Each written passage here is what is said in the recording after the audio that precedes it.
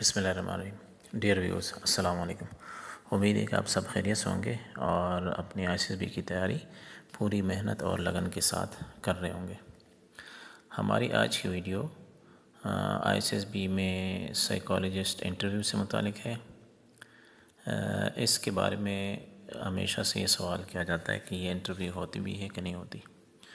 तो आईसीएसबी में भी इसके ऊपर दो स्कूल ऑफ थॉट्स हैं। कुछ कहते हैं कि ये इंटरव्यू साइकोलॉजिस्ट का नहीं होना चाहिए क्योंकि ऑलरेडी रिटन टेस्ट मौजूद हैं। कुछ कहते हैं नहीं, इसका होना ज़रूरी है। तो ये बहस हमेशा से चलती आ रही है। तो कभी इंटरव्यू होता है, कभी नहीं होता। अभी आजकल दोबारा ये इंटरव्यू शुरू हो चुका है। हो सकता है कि कुछ अरसे बाद दोबारा इसकी ज़रूरत महसूस ना हो और मखसूस कैंडिडेट्स का ही इंटरव्यू हो, सबका ना हो। बहरहाल जो भी हो, आजकल हर कैंडिडेट का ये इंटरव्यू होगा। तो इस इंटरव्यू के मुतालिक आप जानेंगे इस वीडियो में। सबसे पहला इसका इंट्रोडक्शन, कि साइक का इंटरव्यू होता क्या है, उसका पर्पस क्या है, इसका स्ट्रक्चर क्या होता है, टेक्निक्स कौन सी यूज़ करते हैं साइकोलॉजिस्ट अपने इंटरव्यू में, और साइकोलॉजिस्ट जो होते हैं वो अपना ओपिनियन कैसे बनाते हैं किसी भी कैंडिडेट से मुतालिक, और फिर आखिर में उसका खुलासा होगा, कंक्लूजन। तो सबसे पहले बात करते हैं इंट्रोडक्शन की। तो जो साइक का इंटरव्यू होता है इसको पोस्ट टेस्ट प्रोब भी कहते हैं। ये साइकोलॉजिस्ट का एक टूल है असेसमेंट के लिए आईसीएसबी में, और ये यूजुअली कंडक्ट होता है, बल्कि ये कंडक्ट होता है completion of after the completion of the psych test. जब साइक टेस्ट कंप्लीट हो जाते हैं तो उसके बाद ही ये कंडक्ट होता है, उससे पहले नहीं होता। और जो ग्रुप 2 होता है, आईसीएसबी में दो ग्रुप होते हैं। ग्रुप 1 जितने भी कैंडिडेट्स होते हैं उसको ग्रुप 1 और ग्रुप 2 में डिवाइड कर दिया जाता है। तो जो ग्रुप 2 के कैंडिडेट्स होते हैं उनका इंटरव्यू पहले होता है और वो फर्स्ट GTO डे के ऊपर इनका इंटरव्यू होता है, जबकि जो ग्रुप 1 होता है उनका इंटरव्यू सेकेंड GTO डे के ऊपर होता है। पर्पस ऑफ साइक इंटरव्यू क्या है? बेसिकली बुनियादी तौर पे ये जो एम्बिग्विटीज़ होती हैं कैंडिडेट की रिस्पॉन्सेस की, जो जितने भी साइकोलॉजिकल टेस्ट होते हैं, ख्वाह वो WAT है, सेंटेंस कंप्लीशन टेस्ट हैं, OPI के टेस्ट हैं, या दूसरे सेल्फ डिस्क्रिप्शन टेस्ट हैं, TAT वगैरह है, इसमें अगर कैंडिडेट ने कोई ऐसे रिस्पॉन्सेस दिए हैं कि उसमें एम्बिग्विटी आ गई है तो उसके क्लैरिफिकेशन के लिए इंटरव्यू होती है। उस दूसरा ये कि इसके थ्रू, जो साइक के थ्रू या प्रोब के थ्रू जो इनकन्सिस्टेंसीज़ होती हैं वो भी ऑब्ज़र्व की जाती हैं कि रिटर्न रिस्पांस कैंडिडेट के क्या था, और जब इंटरव्यू में उससे सवाल पूछा गया तो उसका रिस्पांस वहाँ पे क्या था। अगला पर्पस जो उसका है कि इसमें कैंडिडेट के सेल्फ अवेयरनेस, रीजनिंग और इमोशनल मैच्योरिटी, क्योंकि मुख्तलिफ़ सवालात किए जाते हैं तो ये असेस होते हैं कैंडिडेट्स के, और कैंडिडेट की जो पर्सनैलिटी के वेरियस एस्पेक्ट्स हैं जो उसने टेस्ट में लिख के होते हैं या दिए होते हैं, ज़ाहिर किए होते हैं, उसकी ऑथेंटिसिटी भी चेक की जाती है कि जो रिस्पॉन्सेज उसने टेस्ट के दौरान दिए हैं मुख्तलिफ़ टेस्टों में, तो क्या वो एक्चुअल में उसकी पर्सनैलिटी का हिस्सा है या उसने जो रिस्पॉन्सेज दिए हैं वो कोच्ड हैं, वो और रट्टे वाली हैं। तो इन मकासद के लिए साइक इंटरव्यू होता है। स्ट्रक्चर ऑफ साइक इंटरव्यू का स्ट्रक्चर क्या होता है? तो जो सबसे पहला स्टार्ट होता है उसको वार्म अप क्वेश्चन से होते हैं बेसिकली, और ये वार्म अप क्वेश्चन थोड़े से कैजुअल सवालात होते हैं। इसका कोई ख़ास वो नहीं होता, सिर्फ इसका मकसद ये होता है कि कैंडिडेट को थोड़ा सा पुरसकून किया जाए और वो जो इंटरव्यू वाला इन्वायरमेंट होता है उसमें थोड़ी सी आसानी रहे, वो एट ईज़ हो जाए। मिसाल के तौर पर इस तरह के सवाल शुरू में पूछे जाते हैं कि how are you feeling today, या फिर did you enjoy your time here so far, या इस तरह के दीगर question. For example, how was your experience with the psychological test. तो ये इब्तदाई इस तरह के कैजुअल सवालात होते हैं कि जो आसान होते हैं और कैंडिडेट को थोड़ा सी सहूलत दी जाती है ताकि वो एडजस्ट हो जाए उस एनवायरनमेंट के साथ जो कि इंटरव्यू का होता है।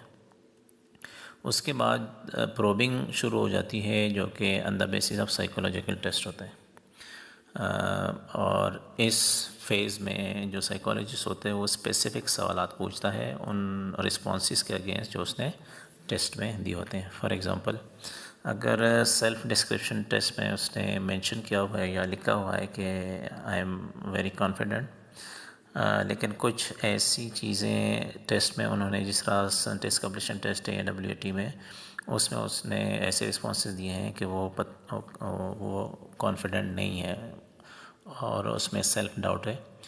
तो फिर वो उनसे पूछा जाता है कि यहाँ पे आपने ये चीज़ लिखी, वहाँ पे उस टेस्ट में ये चीज़ लिखी, ऐसा आपने क्यों लिखा है। तो इस तरह के क्वेश्चंस फिर पूछे जाते हैं या डायरेक्ट प्रोबिंग होती है। उसके बाद जो है अमूमन सिचुएशनल प्रोबिंग होती है। सिचुएशन मुख्तलिफ़ किस्म के दिए जाते हैं। एक तो सिचुएशनल रिएक्शन टेस्ट होता है, उसके अलावा भी कैंडिडेट को सिचुएशन दिए जाते हैं ताकि उसके स्पॉन्टेनिटी और डिसीजन मेकिंग को चेक किया जाए। फॉर एग्ज़ाम्पल, इस तरह के सवाल कि if you are leading a team in a combat and two team members have conflicting opinions, how would you resolve it. तो सिचुएशंस है, तो इस सिचुएशन में आप क्या करेंगे। यहाँ पर इस तरह के what would you do if you are given an order that you think is morally incorrect. तो इस तरह के मुख्तलिफ़ सवालों से उसको सिचुएशन में डाला जाता है कैंडिडेट को, और फिर उनके जवाब से फिर जो साइकोलॉजिस्ट होता है वो अंदाज़ा लगाता है कि जो उसने रिस्पॉन्सेज उधर दिए हैं और यहाँ पे जो दे रहा है उसमें फ़र्क है या नहीं है। तो ये सिचुएशंस दी जाती है अमूमन साइकोलॉजिस्ट के इंटरव्यू में। नेक्स्ट है एक्सप्लोरिंग पर्सनल एक्सपीरियंसेस। तो इसके बाद कोई ऐसे सवाल भी होते हैं जिससे पता चलता है कि कैंडिडेट की जो अपब्रिंगिंग है, उसकी परवरिश है, उसकी वैल्यूज़ क्या हैं और उसका जो पास बिहेवियर कैसा था, तो वो चेक किया जाता है। मिसाल के तौर पे सवाल ये है कि tell me about a time you faced failure and how you dealt with it.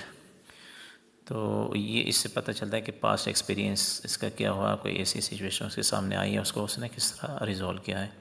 या फिर who inspires you the most and why, कि इसकी जो प्रेफरेंसेस हैं, ये चीज़ें हैं, वो कैसी हैं और किन लोगों को पसंद करता है, या रीज़न क्या है किसी को पसंद करने की, या लोगों से इंस्पायर होते हैं वो किन बुनियादों पर होता है। तो इस तरह के सवालात किए जाते हैं। अब देखते हैं कि techniques use by the psychologist. Technique कौन से यूज़ करते हैं साइकोलॉजिस्ट ड्यूरिंग द इंटरव्यू। तो एक तो है नॉन डायरेक्टिव इंटरव्यूइंग। तो नॉन डायरेक्टिव इंटरव्यू में जैसे कि नाम से ज़ाहिर है कि इसमें लीडिंग क्वेश्चन यानी डायरेक्ट क्वेश्चन नहीं पूछे जाते, इनडायरेक्ट क्वेश्चन पूछे जाते हैं। और इसका मकसद ये होता है कि कैंडिडेट को अलाउ करते हैं कि वो अपने जो थॉट्स हैं या रिस्पॉन्सेज है उसको फ्रीली एक्सप्रेस कर सकें। मिसाल के तौर पर इस तरह के सवाल को what do you think is the biggest challenge you will face as an officer. तो ये ओपन एंडेड क्वेश्चन होता है। कैंडिडेट की अपनी इमेजिनेशन है, क्रिएटिविटी है कि वो किस चीज़ को चैलेंज समझता है और उसको कैसे फिर रिजॉल्व करता है। तो इस तरह के क्वेश्चंस पूछे जाते हैं। और इस तरह के क्वेश्चन से बेसिकली साइकोलॉजिस्ट को कैंडिडेट के जेन्युइन जो इमोशंस होते हैं, उसका थॉट प्रोसेस होता है या उसका एटीट्यूड का पता चलता है। अगली टेक्निक्स जो यूज़ होती है, अच्छा ये टेक्निक ज़रूरी नहीं है कि कोई एक ही टेक्निक हो, इसकी कम्बिनेशन अमूमन यूज़ होती है। वो होती है क्रॉस वेरिफिकेशन। तो क्रॉस वेरिफिकेशन से मुराद ये है कि साइकोलॉजी जो होता है वो आपके जो वर्बल रिस्पॉन्सेज है और रिटर्न टेस्ट के जो आंसर्स हैं उनको कंपेयर करता है। जो आपने वहाँ पे टेस्ट में मुख्तलिफ़ किस्म के रिस्पॉन्सेज दिए होते हैं, तो सिमिलर नेचर के क्वेश्चन आपसे पूछे जाते हैं। तो आप जो वर्बली बता रहे होते हैं और जो रिटर्न में आपने बताया होता है उनको आपस में कंपेयर किया जाता है और उसमें पता चला जाता है कि ये इनमें कंसिस्टेंसी है कि नहीं है। मिसाल के तौर पे अगर आपने सिचुएशन जो सेल्फ डिस्क्रिप्शन टेस्ट में या OPI में कहीं पे लिखा है कि I am confident in stressful situation, लेकिन आप जो है जो अभी टेस्ट का इंटरव्यू जो साइक को दे रहे होते हैं उसमें पता चल जाता है कि हेजिडेंट है, नर्वस है। तो इसका मतलब ये है कि आपके जो रिटन एक्सप्रेशन है और आपका जो वर्बल एक्सप्रेशन है जो इंटरव्यू के सामने, उसमें कंसिस्टेंसी नहीं है, तो वो साइकोलॉजिस्ट जो है उसको नोट करता है और ये एक तरह से क्रॉस वेरिफिकेशन करता है। अगली टेक्निक जो है वो स्ट्रेस टेस्टिंग है। नाम से ज़ाहिर है कि इसमें थोड़ा सा आपको प्रेशर, सटल प्रेशर दिया जाता है। कुछ सख्त किस्म के सवाल, डायरेक्ट सवाल पूछे जाते हैं और फिर आपका जो बिहेवियर है उसको असेस किया जाता है, नोट किया जाता है, ऑब्ज़र्व किया जाता है। मिसाल के तौर पर ये इस तरह का सवाल कि your story seems overly idealistic, do you struggle to face reality, कि आपने जो स्टोरी लिखी थी वो तो एक आइडियल किस्म की कहानी थी, तो क्या आप वाकई रियल लाइफ में भी आइडियल चीज़ें देखते हैं या रियलिटी से आपको मसला तो नहीं है या उससे भागना चाहते हैं वगैरह वगैरह। इस तरह के सख्त किस्म के सवालात आपसे पूछे जाते हैं। नेक्स्ट जो साइकोलॉजिस्ट की चीज़ यूज़ करता है टेक्निक हो observation of non verbal cues. तो चूँकि साइकोलॉजिस्ट सवालात के साथ आपके बॉडी लैंग्वेज, आपके tone of voice, eye contact आप कर रहे हैं नहीं कर रहे हैं, ओवरऑल एटीट्यूड आपका क्या है, वो सारी चीज़ें वो उसको नोट कर रहा होता है। और आपके जो नर्वस हैबिट्स होते हैं, जो उंगलियां आप मतलब आपस में उनको मिक्स कर रहे हैं, फिजिटिंग कहते हैं इसको, या आपके जो आंसर्स अगर रट्टे रटाए आंसर्स हैं तो इसका मतलब ये है कि आपके जो रिस्पॉन्सेज है वो ऑथेंटिक नहीं है, वो जेन्युइन नहीं है। मतलब इसको कहते हैं कि ये रिस्पॉन्सेज जो हैं वो ओरिजिनल नहीं है आपके। तो ये चीज़ें वो नोट करता है साइकोलॉजिस्ट। तो सवाल ये है कि फिर साइकोलॉजिस्ट ये डिसाइड कैसे करता है, ओपिनियन कैसे बनाता है कि कौन रिकमेंडेड है कौन नॉट रिकमेंडेड है। तो जो आप सबसे पहले वो चेक करता है आपके टेस्ट के जो रिस्पॉन्सेज उसको देखता है। और उसके बाद इंटरव्यू में जो आपके रिस्पॉन्सेज होते हैं उसको चेक करता है। और उसके साथ ही जो इंटरव्यू के दौरान आपने नॉन वर्बल बिहेवियर या क्यूज़ दिए होते हैं उसको भी चेक करता है। और उनमें क्या चीज़ चेक करता है, उसमें कंसिस्टेंसी चेक करता है कि टेस्ट के जो रिस्पॉन्सेज थे, आपके इंटरव्यू के जो रिस्पॉन्सेज थे और नॉन वर्बल बिहेवियर जो रिस्पॉन्सेज थे वो उसमें कंसिस्टेंसी थी या नहीं थी। तो उसकी बुनियाद पे आपको वो रिकमेंड या नॉट रिकमेंड करता है। तो ख़ुलासा ये है कि जो साइक का जो इंटरव्यू है या जिसको पीटीपी कहते हैं, पोस्ट टेस्ट प्रोब होते हैं, ये एक एसेंशियल कंपोनेंट है साइकोलॉजिस्ट के पास कि वो कैंडिडेट का जो इनर साइड है यानी जो उसका जो माइंड है उसके अंदर घुस सकें और उससे जो आपकी ओरिजिनल चीज़ें हैं, थॉट्स हैं, ओरिजिनल पर्सनैलिटी है उसको निकाल सकें। और ये जो है ना इसकी हेल्प करते हैं कि वैलिडेट करना आपका जो रिज़ल्ट होता है और टेस्ट का जो रिज़ल्ट है रिटन टेस्ट का, उसको वैलिडेट करने के लिए यूज़ होता है इंटरव्यू। और साइकोलॉजिस्ट इसके थ्रू अपने डाउट्स क्लियर करता है या ऐसे ट्रेड्स जो कि रिटन में नहीं आए लेकिन में से वर्बली आपसे वो निकलवा लेता है। तो ये सारी चीज़ें साइकोलॉजिस्ट इस इंटरव्यू के थ्रू करता है। इसके अलावा जो साइकोलॉजिस्ट होते हैं वो उनकी जो एवलुएशन होती है वो कोशिश ये होती है कि वो फेयर हो, कम्प्रिहेंसिव असेसमेंट हो और जो कैंडिडेट्स की जो पर्सनालिटी, कैरेक्टर और मेंटल रोबस्टनेस है उसको वो आइडेंटिफाई करता है कि वो जो मिलिट्री रिक्वायरमेंट है या मिलिट्री लीडरशिप है उसके मुताबिक है या नहीं है।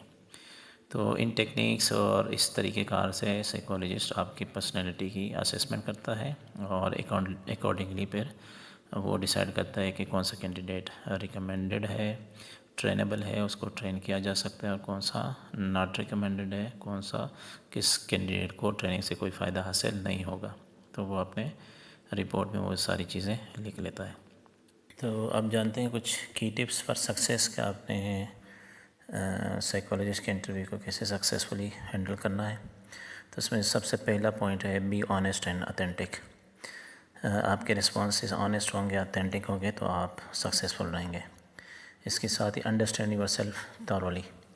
चूँकि ISSB के जितने भी टेस्ट होते हैं इंटरव्यू वो अराउंड अराउंड होते हैं, आपके साइकोलॉजी के या शख्सियत के अराउंड सारा कुछ होता है।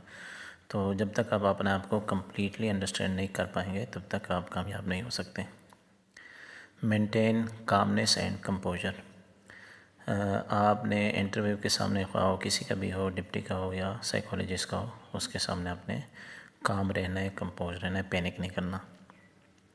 और consistency of responses is the key, चूँकि आपने ऑलरेडी रिस्पॉन्सेज दिए होते हैं रिटन फॉर्म में भी, और जब साइकोलॉजिस्ट आपसे कोई सवाल पूछता है तो उनमें कंट्रडिक्शन नहीं होनी चाहिए। Be ready for situational question. Situation questions आपको मिल सकते हैं, तो आपको ये मिलेंगे और उसके लिए आपको रेडी होना पड़ेगा। Prepare for psychological test clarification. इसका बेसिक मकसद ही साइक के इंटरव्यू का ये होता है कि जो आपने साइकोलॉजिकल टेस्ट दिए होते हैं उसमें कोई कंट्रडिक्शन होती है तो you should be able to clarify. और इसके बाद माइंड योर बॉडी लैंग्वेज। आपकी जो बॉडी लैंग्वेज होती है वो नॉन वर्बल कम्युनिकेशन में आती है, तो उसका भी बड़ा इम्पेक्ट होता है और साइकोलॉजिस्ट और डिप्टी प्रेसिडेंट है वो उसको देखता है। Stay positive. और इसके साथ practice open ended question. Open ended question पूछेंगे आपकी शख्सियत के बारे में, प्रॉब्लम, मुख्तलिफ सिचुएशन हो सकते हैं आपसे पूछा जाएगा कि आप ज्वाइन क्यों करना चाहते हैं, तो इसकी आप प्रैक्टिस करें तो आप कामयाब होंगे। Develop situational awareness. Situational awareness का ताल्लुक़ जनरल नॉलेज से भी है और वैसे भी ओवरऑल आपको चीज़ें पता होनी चाहिए। तो ये जो है ना आपकी जितनी अच्छी होगी उतना बेहतर तरीके से आप, मतलब आप उस जिस एनवायरनमेंट में आप नेविगेट कर रहे होते हैं या चल रहे होते हैं या मौजूद हैं, वो उसके सराउंडिंग सारी चीज़ों का आपका पता होना चाहिए। ड्रेस स्मार्टली, ये इम्पोर्टेंट फैक्टर है। ड्रेस आपका फ़र्स्ट इम्प्रेशन होता है, तो अगर आपकी ड्रेसिंग अच्छी है तो आपका एक पॉजिटिव इम्प्रेशन बनेगा। ड्रेसिंग के बारे में ऑलरेडी मेरी एक वीडियो है, तो अगर किसी ने वो वीडियो नहीं देखी तो उसको ज़रूर देख लें, आपको फ़ायदा मिलेगा।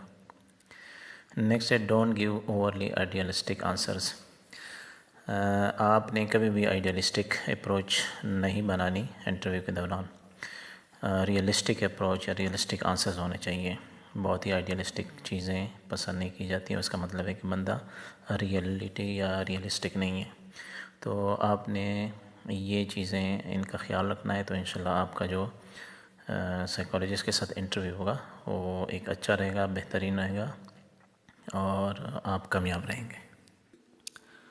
तो लेडीज़ एंड जेंटलमैन, उम्मीद है कि अब आपको जो साइकोलॉजिस्ट का इंटरव्यू है उसकी बुनियादी चीज़ों का पता चल गया होगा कि वो होती कैसी है, उसका स्ट्रक्चर क्या है, कौन कौन से सवालात और किस तरीके के सवालात आपसे पूछ सकते हैं। तो उम्मीद है कि इस इंटरव्यू की तैयारी अब आपके लिए आसान होगी। तो अगले वीडियो तक इजाज़त दीजिए, लेकिन जाने से पहले इस वीडियो को लाइक कीजिए, इसको शेयर कीजिए, साथ ही इस चैनल को सब्सक्राइब करें और बेल आइकन को प्रेस करें ताकि हमारी आने वाली हर नई वीडियो आप तक बर वक्त पहुँच सके और आप अपनी ICSB की तैयारी मुफ्त और दुरुस्त तरीके से कर सकें। तो तब तक इजाज़त दीजिए। Best of luck and happy learning.